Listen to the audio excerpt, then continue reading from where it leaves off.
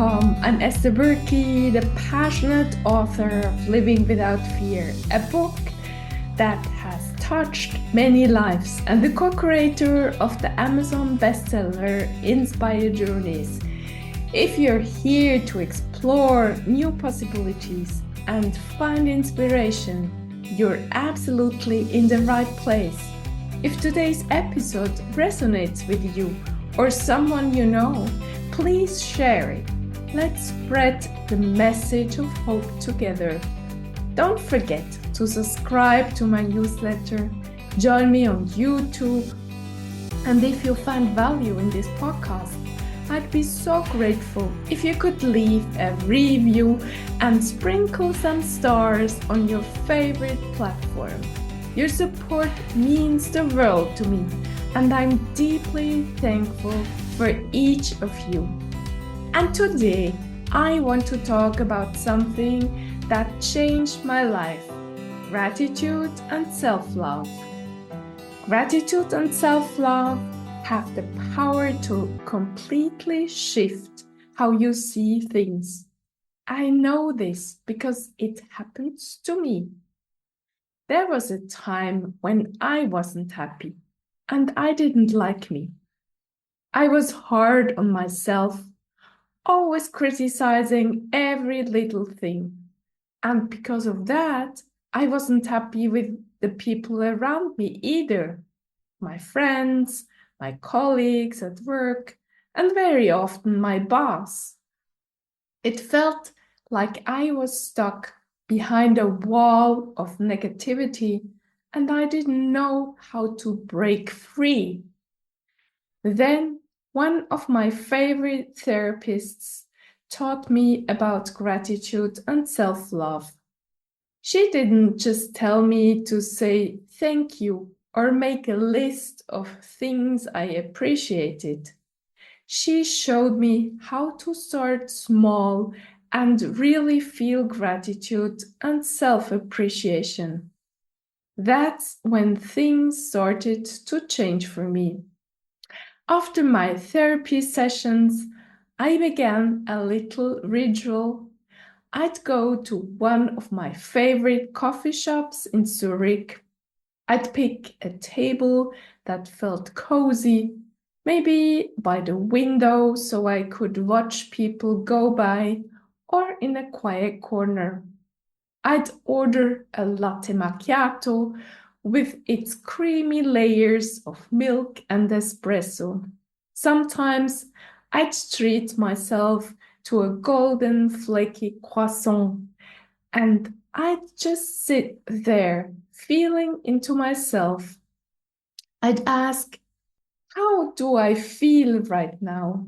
What do I need?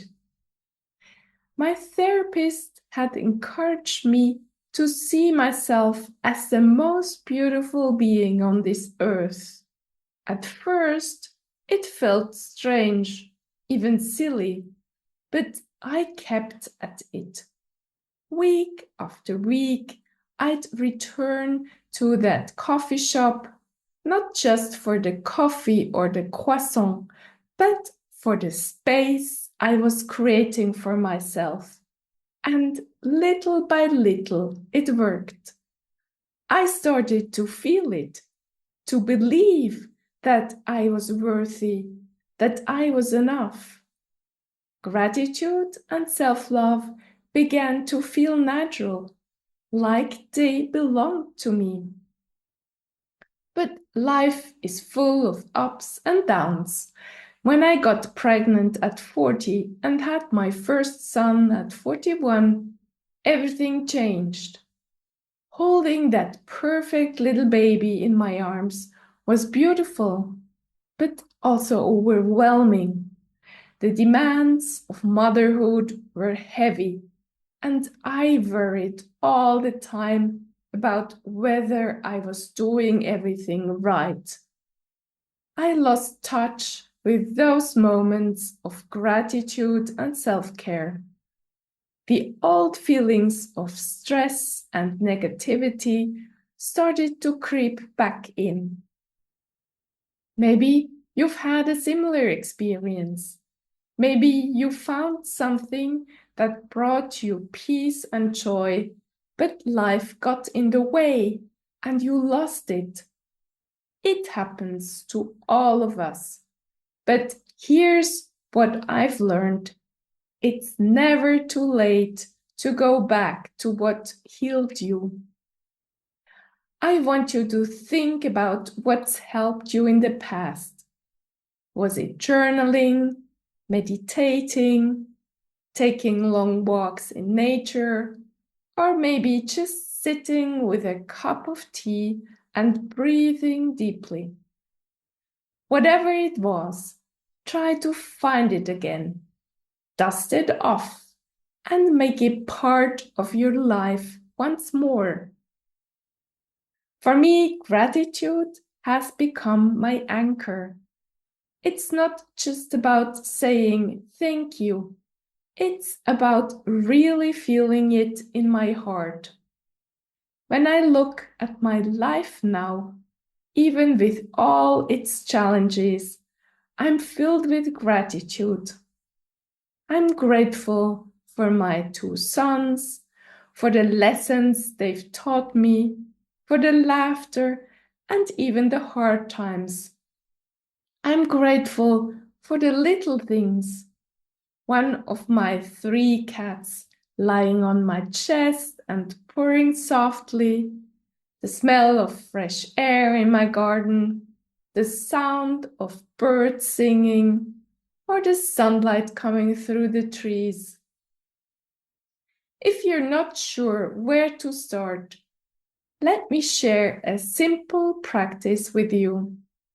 Each morning, before you pick your phone or start your day, think of 3 things you're grateful for. They don't have to be big. Maybe it's the comfort of your bed, the smell of coffee, or just the fact that you have a new day ahead. Write them down if you can. And if you want to go deeper, reflect on why you're grateful for those things. This practice only takes a few minutes, but it can completely change how you feel. Gratitude is like a muscle. The more you use it, the stronger it gets. And as it grows, it changes how you see everything. You'll notice the beauty around you and find joy in the little things. One thing that helped me deepen my gratitude was writing letters or messages to the people who have made a difference in my life. I wrote to my parents, thanking them for their love and sacrifices. I wrote to friends who stood by me during tough times. I even wrote to my sons, telling them how much I appreciate the joy and growth they've brought into my life. You don't have to send these letters or messages if you don't want to. Sometimes just writing them is enough to fill your heart with gratitude. Another way to practice gratitude is to create a gratitude jar. Keep a jar or a box in your home, and every time something good happens, write it down on a small piece of paper and put it in the jar.